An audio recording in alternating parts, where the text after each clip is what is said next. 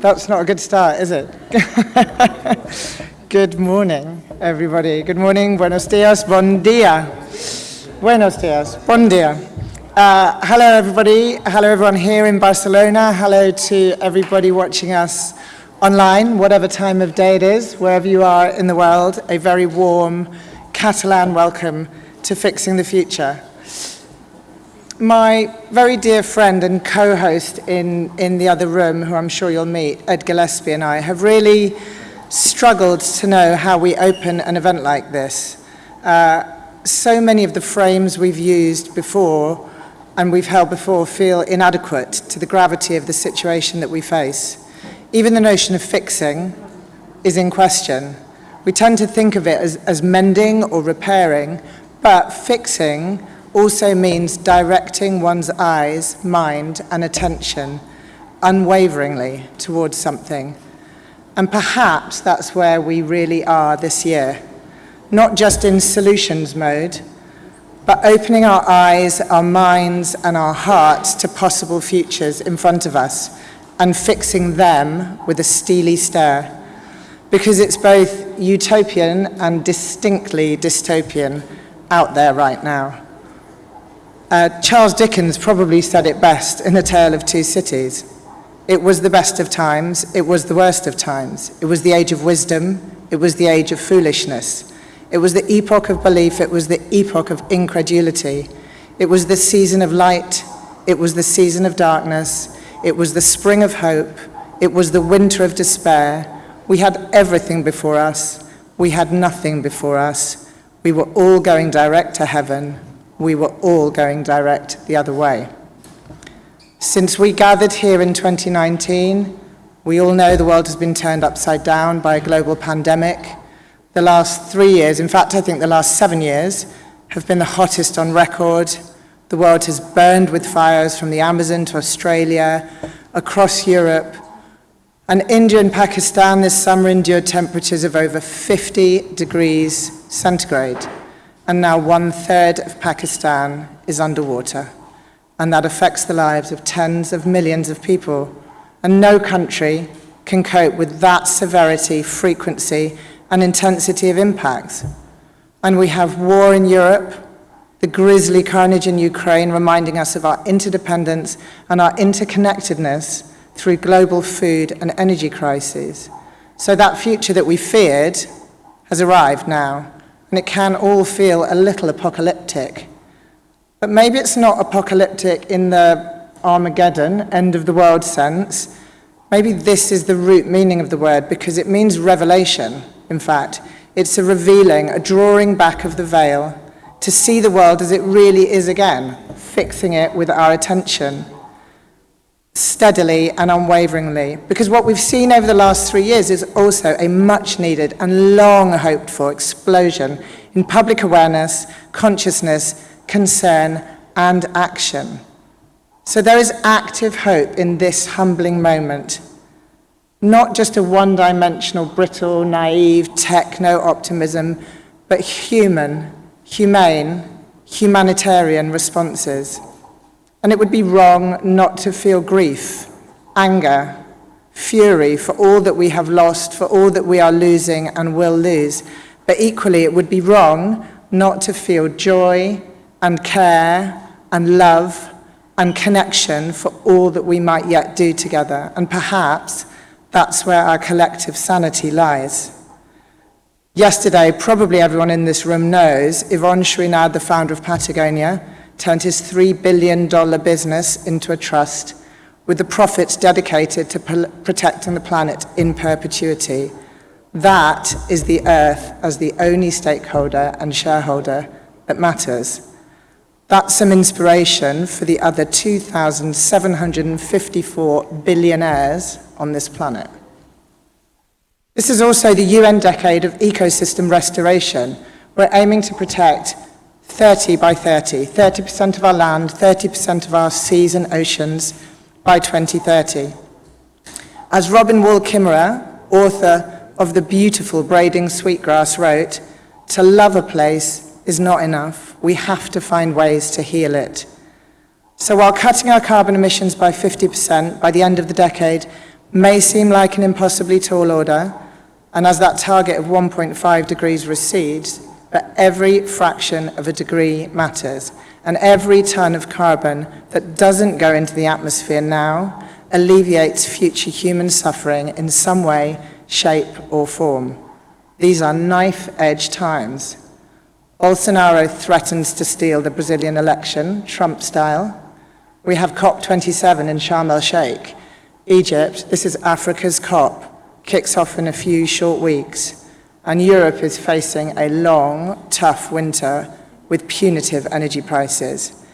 But the thing that we know is that the future is always up for grabs because it hasn't happened yet. Unpredictable, maybe, unforeseeable, possibly, but shapeable, malleable, co-creatable. So what will hopefully flow through the next 2 days is the energy to do this. What matters right here, right now, in this room, is the energy that we create together, the friends that we make, the perspectives that we share, the collaborations that we forge. There are so many great people on stage and in the audience, brilliant projects, bright ideas, and bold plans in motion represented here. So think about what you can get involved in. How can you help? What can you contribute? Yes, innovation is incredibly important, but not everything has to be started anew. This event, in part, is to help you see what's already there, what's happening, and how these new shining stars of real possibility add up to potential constellations of systemic change. We are hopefully waking up as true global citizens in the original sense of the word. And our citizenship holds in our hearts and our minds those who live the consequences of our failures to act in time and stands in resolute solidarity with them. Our citizenship seeks to think and respond in ways that are appropriate and proportionate to the devastating changes in the lives of so many. Our citizenship fixes a steely eye on the future we need and starts working on it today. We are here to heal and restore and revitalize, to literally breathe the life back in tomorrow, to reimagine. So let's make it happen. Truly, we offer this event with love and care and good vibes. Ofrecemos este evento con amor, con cuidado y con buena onda. Before we move on, there are always colleagues and partners and friends to thank. This event is made possible by Abacus and by their new education platform, abilis.cat, and by Atlas of the Future. There are many friends of the Atlas here. I want to thank Abacus President Maravillas Rojo for her support, and also thank our friends and our sponsors, Hola Luz, Aguas de Barcelona, Agencia de Residuos de Catalunya, Oxfam, and this amazing venue that we love, the CCCB. And it's with the help of these partners and with another partner, our sustainability partner, Anthesis Lavola, that we've taken advice and we've done all we can to try to head towards a carbon neutral event. So speaker travel by train where possible, zero waste policy, the drinking water stations from Aguas de Barcelona, the upcycling of the tote bags, the teams wearing EcoAlf's 50% recycled t-shirts, and then we balance all those final emissions that we cannot remove at this point through local projects with Plant for the Planet. It is not perfect. There is no such thing as an emissions-free event yet, but you can see the detail of everything we're doing online, and if anybody here has ideas of how we can go further in future events, they would be very, very welcome. Another thanks always to the team that makes this happen. It's taken a lot to be back here after 3 years. We are all a bit out of practice, a little bit clunky maybe, I think everybody, audiences too perhaps. So please be kind, be understanding of the glitches, the inevitable glitches. But the energy and the organization and the passion that goes into creating this are really one of the most vital ingredients. So thank you, Agustina, Sylvia, Sarine, Santi, Louise, our team of brilliant volunteers, the amazing technical team at this venue, and of course to my co-host, who you'll meet in the other room, the joy that is Ed Gillespie. So let's get future fixing. There's an awful lot happening these 2 days, and so I'm going to be back and forth on stage just checking that everyone is actually where they want to be and that you know what's happening at all times. Where? You can see the full programme online, of course. You're free to come in and out of the sessions that you want, go and make the most of the content across the whole event, come in and out of the rooms quietly, please, respectfully, but make sure you get to be at and see everything you want to. At the end of the day, we all get a chance to relax. There are drinks and there are book signings with many of the wonderful authors and speakers who are here today, and that's happening in the main hall. And there will be a closing drinks reception tomorrow when it's all over, and then I will truly relax. So we're starting in just a moment with our biodiversity keynote and session, exploring restoration, regeneration, and rewilding. In the Sala Auditori is an opening keynote from Núria Salan, the president of the Catalan Society of Technology, and then they're going to get into a session about how you recreate cities from the neighbourhood up. And if you wanted to see, there's a world-exclusive screening of the documentary for tomorrow that starts at 10:30 in the Sala Raval. So feel free to move around now if you wanted to be somewhere else. And otherwise, assuming that you're where you want to be, and you are all very welcome, let's get going.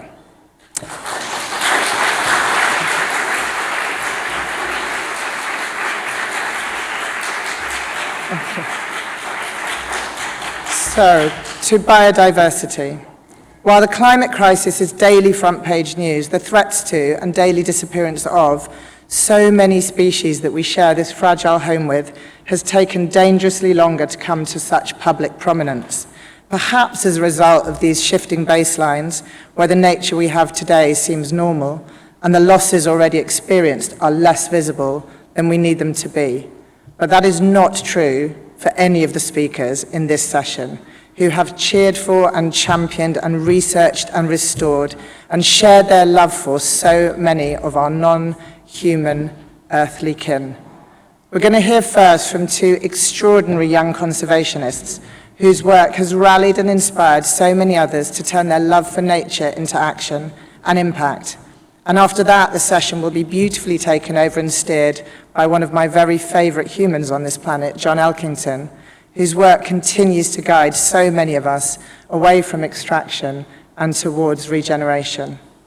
But first to Lucy Houliston and Bella Lack. I had the privilege to meet Lucy when I learned about a project that continues to be one of the most inspirational we've ever had on Atlas of the Future, and which she and Bella work on together. It's called Reserva, the Youth Land Trust, and they are creating the world's first entirely youth-funded nature reserves. And honestly, if that is not action plus impact, I don't know what is. Lucy's a National Geographic Young Explorer, a conservationist, a digital content producer.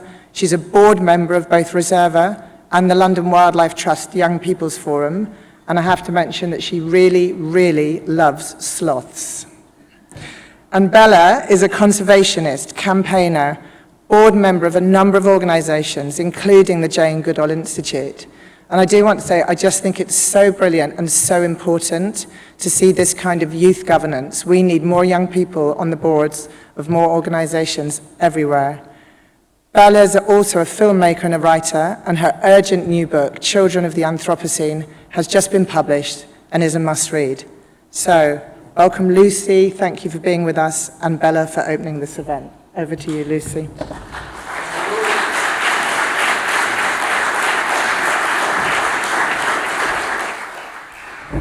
Thank you. What a lovely introduction. Around about this time, 17 years ago, I was sat in a dingy primary school cloakroom staring at a wall. The reason? I was ashamedly in my first ever detention after being caught stroking bumblebees. Little did I know that my intense childhood obsession with insects and other odd and overlooked wildlife would land me here, on a stage, talking to all of you, hopping from one jungle to the next, filming sloths and frogs and studying moths, and getting to meet, of course, inspiring scientists, naturalists and conservationists from all over the globe. I'll admit that for years I stood firm in the belief that I loved animals, plants and mushrooms way more than I did people. But when I really think about it, the connections I've made and the relationships that I've forged over the last few years have been invaluable, both on a personal level, but also in terms of my ability to have a tangible, positive impact on the state of the planet and its ecosystems. One of the people I've gotten to know and work alongside is Bella Lack, who we're about to meet. She and I are just two of a 60-strong team of young people dotted across nearly 20 countries and all aged 27 and under, who've joined forces to protect threatened species and habitats as part of conservation organisation Reserva, the Youthland Trust's International Youth Council.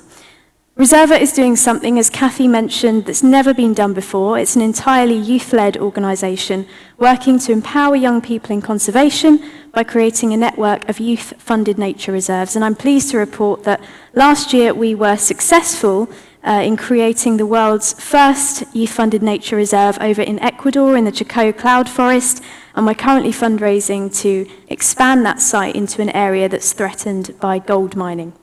The diverse experiences of the Reserva Youth Council as this passionate global collective, along with the fact that as young people we do bring fresh ideas to the table that perhaps conventionally run organisations haven't really considered before, I think is one of Reserva's key strengths and has allowed it to do such impactful work.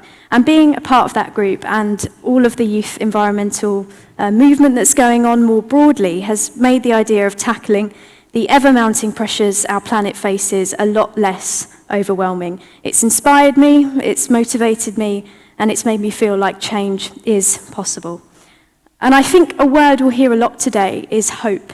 It's a word that gets bandied around a lot in conversations about the environment and biodiversity loss, and as a young conservationist, I'm often asked, are you hopeful for the future? And I always say yes, because if I didn't have hope, and I imagine the same is true for Bella as well, I wouldn't be doing what I'm doing.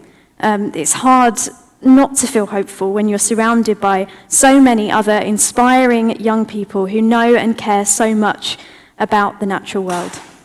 What we're facing, of course, is a huge challenge, and here to discuss some of those challenges, as well as celebrate the power of youth-led conservation and explore what both the planet and the youth environmental movement might look like in the future, is Bella. Hopefully she should come up on the screen now. Hello, I hope I did Reserva justice there.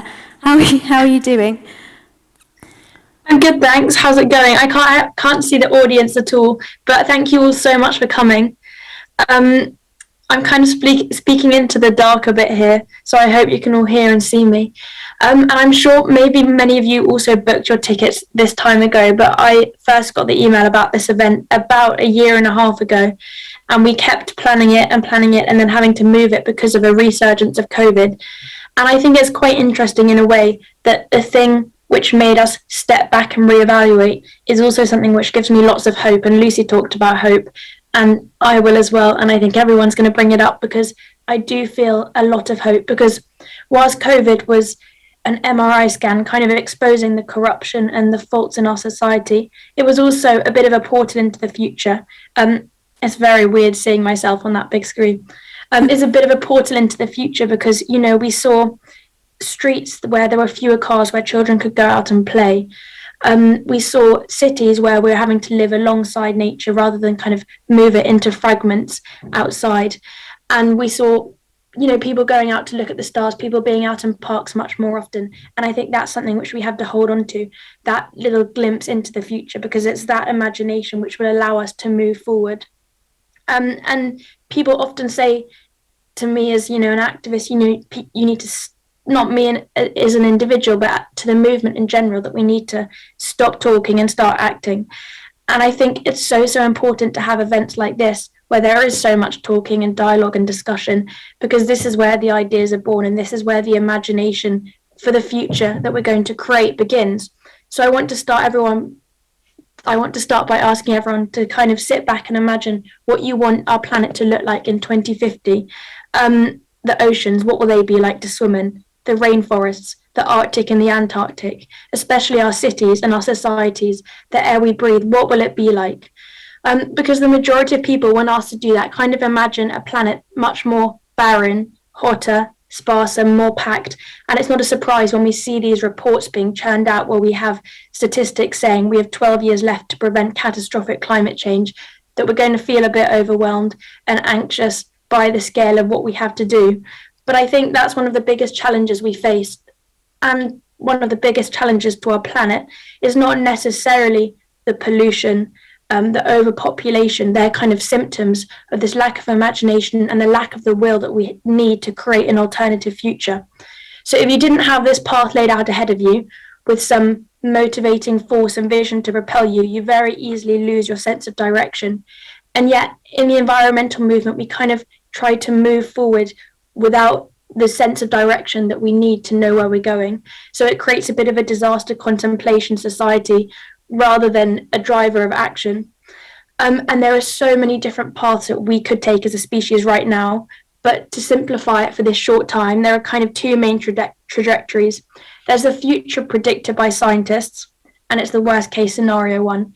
There's more plastic than fish in the oceans by 2050, 2 degrees hotter by 2050, 60% of the Amazon gone. And these go on, and I'm sure many of you have heard of them. And then there's the other one, which hasn't yet been laid out, which is what we're going to imagine and create today and at events like this. And because, as has been said before today, it's not reality yet. And yes, that future, the one of destruction and decimation, would be the natural continuation of our story. That's if we continue down the path of consumption and unabated growth. And instead, we can continue down this other path of imagination. So I think, I want to get your answers to that question that I asked at the beginning, which is, what would you like this future to look like? And I think me and Lucy, I don't know how long we have. It's 9:28 in the UK. I think that gives us 2 minutes, but hopefully we could have a bit longer to just discuss what we want this future to be like.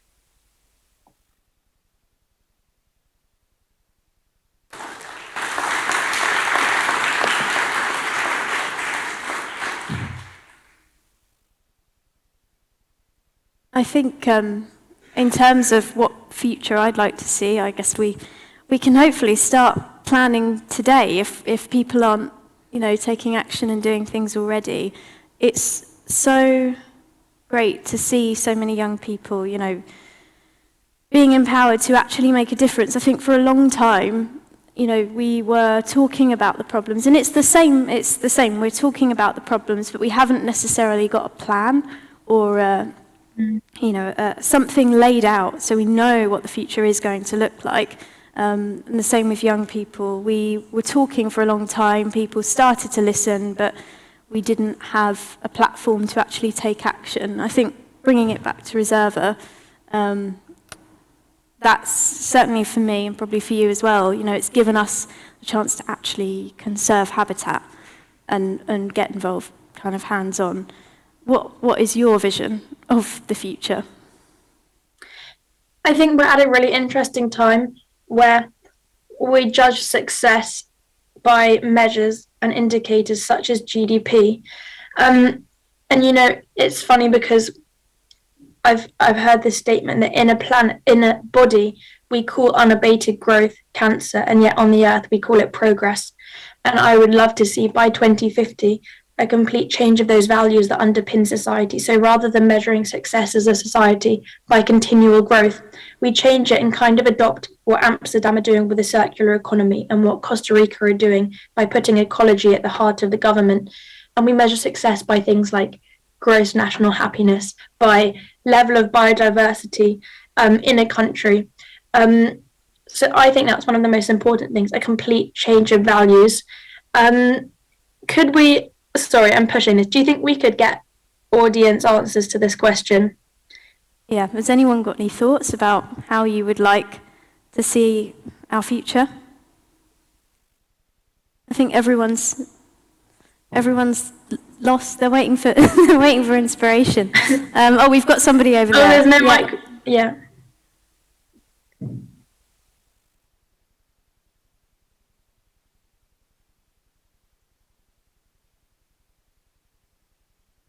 Also, if you have any questions for Bella and I, please do feel free to ask.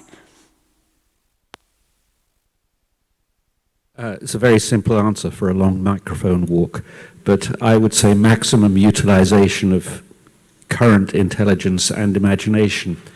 The biggest tragedy for me is the waste of intelligence. There are so many people not doing what they could be doing with their minds, placed in stupid jobs that contribute to GDP but don't do anything else.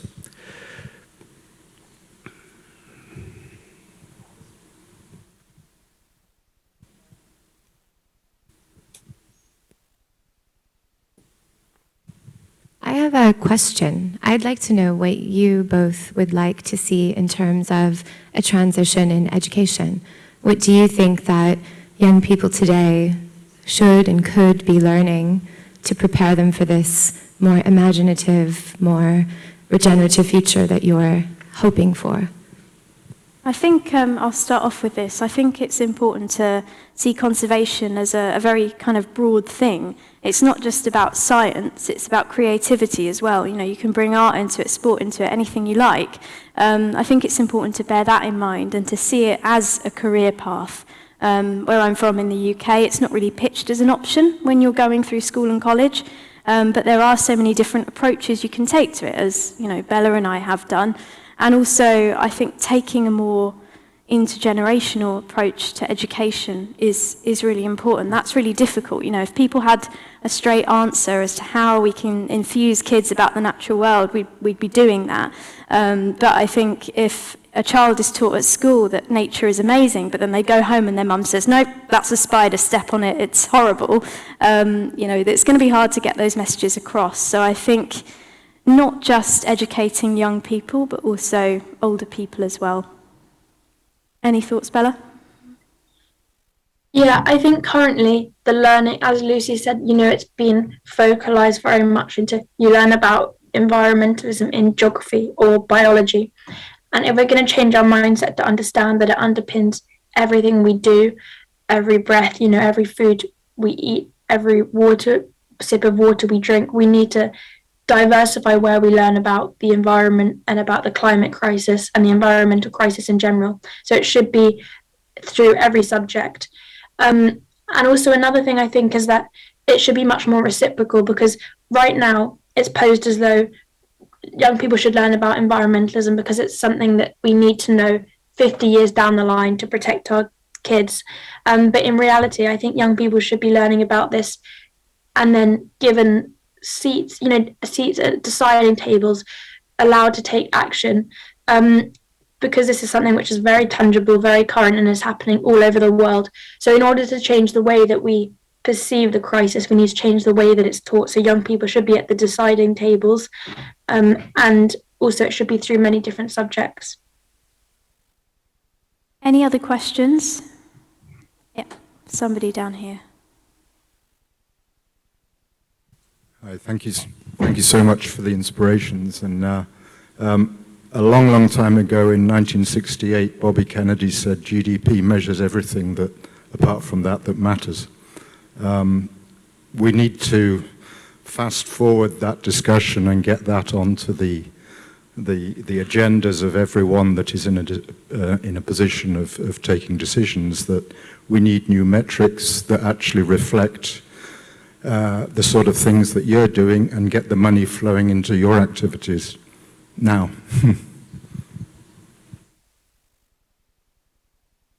Any more before we dive into more chat? As we spoke a bit about education, Bella, did you find that, how did you first become interested, for everyone here that doesn't know, in the environment and in the natural world? And did you feel like a kind of outsider? Because I know when I was at school, it really wasn't trendy to like nature. Things are shifting now, with the climate activism and everything. How was that for you?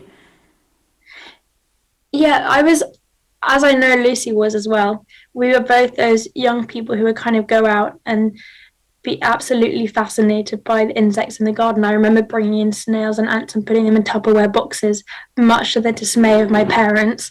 And I was always fascinated. It was very an innate fascination. But then when I was around 11, 12, I watched a video about palm oil. And it was that one moment learning about palm oil and the destruction of one species, which was the orangutan, which really kind of propelled me from just a love to a concern. And it was at the beginning quite scary to kind of penetrate into the environmental movement and very intimidating. So I began a Twitter account to try and amplify my voice. And I created it under a pseudonym. Sorry, my voice is going. I'm at university in my first week. And there's been a lot of talking. So it was, yeah, I created a Twitter account and I created it under a pseudonym because I was so afraid of what my friends would think and being seen as kind of the weird nature nerd. And then now, what is it, like 7 years down the line, it's almost ostracizing to not care. And that shows how far we've come. And I'm sure, Lucy, you've had the same experience. Yeah, for sure. Now people are, so welcoming of it and want to get involved. People that I wouldn't have expected to want to help nature, are following what I'm doing and taking steps themselves. And we spoke a bit about kind of activism. I think it's seen as quite an extreme thing. Bella and I were speaking yesterday, and we were saying we think there's a need to kind of rebrand the term activism. We've only got 2 minutes left, but what are your thoughts on that? What does activism currently mean to you? What do you think it means to the general public? And do you think there needs to be a change there? Yeah, definitely. This is something which I've spoken about and many people are beginning to speak about now as well. The fact that activism has up until now been seen through this stereotypical lens of a person brandishing a placard, walking through the streets in a protest. And many people, you're not going to get out doing that. However many people you inspire, convince, educate, you're not going to get enough people on the streets protesting. So we need to change the definition of activism so that it includes different passions, whether people like cooking or law or teaching. We need to be able to, sorry, I'm trying so hard not to cough. We need to be able to allow people to use their passion to make change. And I think, for me, I began in that traditional sense. And what I do love is writing and creating. So I use these methods of storytelling, like making films and making stories, to try and convince people to change and be able to imagine that future. And I think what everyone needs to do, someone was just talking about wasted intelligence. What we need to do is find what you love doing and then use that as a path to make the change that we need, so that the intelligence the collective intelligence we have as a species isn't being wasted. So I think my biggest advice to prevent burnout, but to also convince people to make action, would be find your passion, your why, and then get into making change, rather than trying to make change in the stereotypical sense of being an activist. Yeah, that's something to end on. I guess that's why we're all here, right? We're going to hear from people that are doing all sorts of things to drive change, whether that's writing or speaking, and this whole diversity of things that are coming together to create a better future. We are out of time now, so all that I've got to say is thank you for having me. I'll be speaking again later on. Thank you, Bella. I hope that's given you food for thought. Thank you. Thank you, Lucy.